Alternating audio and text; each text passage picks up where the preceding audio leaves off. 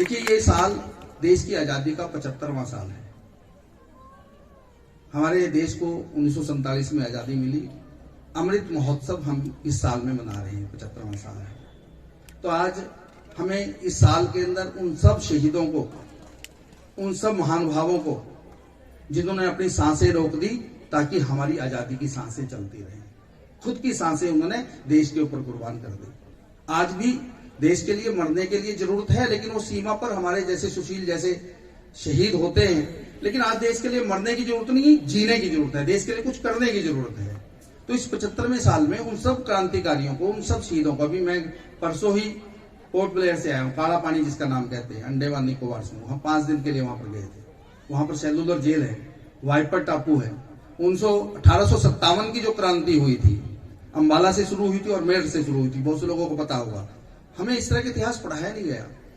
हमें तो इतिहास ये पढ़ाया गया कि गुरु गोविंद सिंह लुटेरे थे, वो उग्रवादी थे। मतलब ये हमारा दुर्भाग्य है कि ऐसा इतिहास हमारा गढ़ दिया गया, कुछ लोगों ने सोची समझी साजिश के तहत कि हमें भटका दिया, ताकि हम, जो अंग्रेजों की योजना थी कि काले अंग्रेज इस देश के अंदर पैदा हों, लॉर्ड मैकाले की जो शिक्षा नीति थी उसको फॉलो करते हुए हम काले अंग्रेज इस देश में पैदा करते रहे। सही इतिहास नहीं पढ़ाया गया। गुरु गोविंद सिंह जी और उनके लाडलों ने, उनके पिताजी ने कैसे देश के लिए कुर्बानी दी, ये सादा इतिहास में अच्छी तरह से पढ़ाया नहीं जाता, किताबों में पढ़ाया नहीं जाता। तो हम वहां पर गए तो 1857 की क्रांति से पहले भी वहां पर जो सेलुलर जेल बनी हो, तो 1857 के क्रांतिकारियों को, राजनीतिक कैदियों को वहां रखने के लिए बनी थी, उनको रखा। लेकिन 1857 से पहले भी जो यहां पर विद्रोह करते थे अंग्रेजों के खिलाफ, उनको भी उस टापू पे लेके जाया जाता था।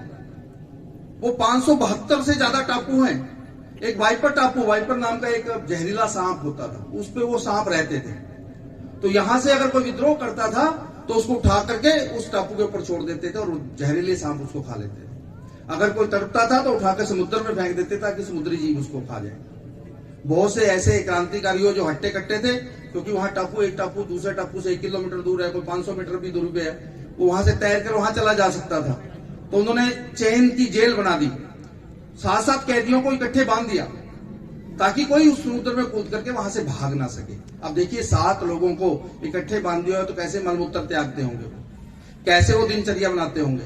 ऐसे ऐसे महान लोगों ने, क्रांतिकारियों ने शहादत दी, तब हमें आज आजादी मिली है, जिसमें हम सब कुछ कहने का अधिकार है, सब कुछ करने का अधिकार है। सेलुलर जेल में वीर सावरकर जैसे लोग, आपने एक फांसी का फंदा देखा होगा, एक ही होता है। उस सेलुलर जेल के अंदर 3-3 फांसी के फंदे एक साथ बनाए हुए थे, उनका एक ही लीवर था। अभी हम देख करके आए, यानी कि 3-3 लोगों को एक साथ फांसी पर लटकाया गया।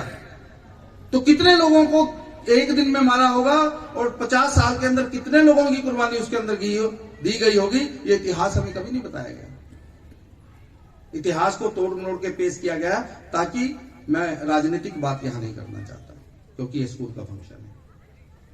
तो मित्रों, आज इस आजादी की 75वीं सालगिरह में ऐसे सब रणव्यांकरों को, जो देश की आजादी से पहले और देश की आजादी के बाद देश के लिए कुर्बान हुए, उनको याद करने का दिन है। और हम सबको इस देश के लिए कुछ करना है। केवल मैं, मेरा परिवार, मेरे रिश्तेदार, इतना ही नहीं, बल्कि समाज के लिए भी हमारा बहुत बड़ा योगदान होना चाहिए। हम समाज के लिए कुछ करें। हम आए हैं तो कुछ करके जाएं, ताकि लोग, आने वाली पीढ़ियां इस बात को करें। क्योंकि अपने लिए तो पशु भी करते हैं, पक्षी भी करते हैं। जीना तो उसका है ना जो दूसरों के लिए भी करे। तो जैसे मैंने कहा कि आज देश के लिए मरने की नहीं, जीने की जरूरत है। अपने आप को देश के प्रति समर्पित करने की जरूरत है, ताकि हम इस भारत को वैसा ही बना सके जैसा ये हजारों वर्ष पहले था। सोने की चिड़िया कहलाता था, विश्वगुरु कहलाता था। तक्षशिला और नालंदा जैसे विश्वविद्यालय, जहां पूरी दुनिया के लोग शिक्षा ग्रहण करने के लिए आते थे। हमारे जैसे आज के गुरु हैं, ऐसे गुरु थे जो पूरी दुनिया के लोगों को शिक्षा देते थे। तो ऐसा ही ये भारत बने, ज्ञान में, विज्ञान में, और हर तरीके से तरक्की करे। वो कोई बाहर का व्यक्ति आकर नहीं करेगा, हम सब मिलकर ही करेंगे, क्योंकि हम सब मिलकर ही भारत है, हम सब मिलकर ही भारत माता है। जैसे हम होंगे वैसा ही भारत होगा। इसलिए आइए, विद्यालय ने जो ये प्रण लिया है कि इस क्षेत्र में हम संस्कारवान, शिक्षावान, अपना फ्यूचर बनाने वाले, देश का फ्यूचर बनाने वाले बच्चों को निर्माण करने में जो लगे हैं, हम अभिभावक भी इस विद्यालय के परिवार के एक सदस्य के नाते हैं। आप ये नहीं है कि आप अपने बच्चे को पढ़ने के लिए भेजते हैं, फीस देते हैं। नहीं, ये विद्यालय ऐसा मानता है कि ये बच्चे हमारे बच्चे हैं और आप सब लोग हमारे परिवार के सदस्य हैं। तो जब सब परिवार के सदस्य मिलकर के किसी बच्चे की चिंता करते हैं तो उसका भविष्य अवश्य ही उज्जवल होता है। तो इस अच्छे कार्यक्रम को आयोजित करने के लिए और मुझे अपने परिवार के इस कार्यक्रम में बुलाने के लिए मैं मैनेजमेंट का, खासतौर से विभू का, आदरणीय SD मुरार जी एडवोकेट, मेरे जो बुजुर्ग हैं, उनका बहुत बहुत आभार प्रकट करता हूं। और मेरे लायक कभी भी कोई जरूरत होगी तो मुझे अपने बीच में आप हमेशा पाओगे।